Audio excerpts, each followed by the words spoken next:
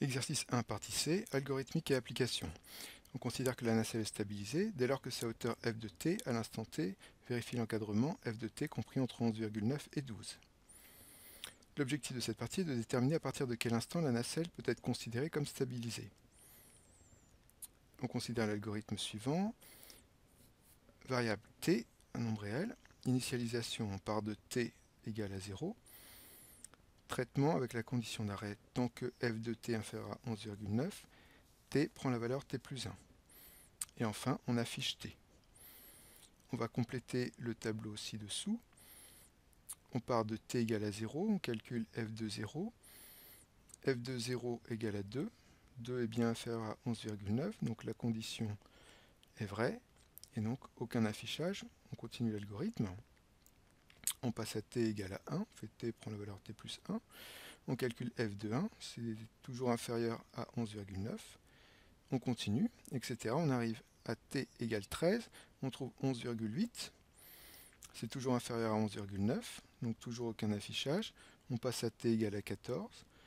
On trouve 11,85, toujours inférieur à 11,9. Toujours aucun affichage. T égale 15.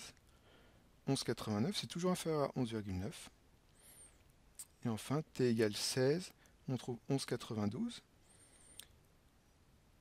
Donc là, c'est supérieur à 11,9, donc la condition est fausse. On s'arrête et on affiche t. Donc là, t vaut 16, donc on affiche la valeur 16.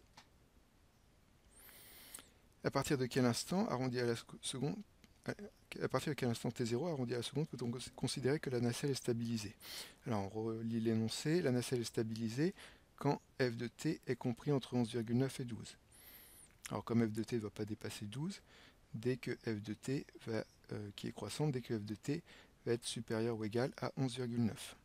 D'après l'algorithme, on vient de déterminer que c'est pour t égale à 16.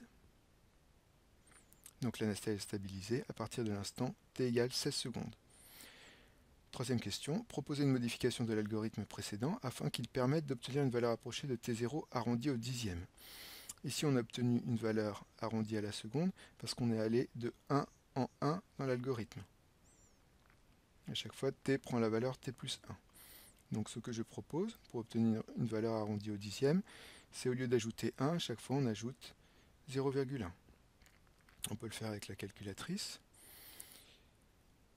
Ici dans la table, je vais aller de 1 à 16, mais cette fois-ci je vais faire des pas de 0,1. Alors ça va peut-être faire beaucoup, donc je vais partir de 13 par exemple, pour qu'il y ait moins de valeurs à calculer. Voilà, je vous rappelle qu'il faut dépasser 11,9. Voilà, toujours pas.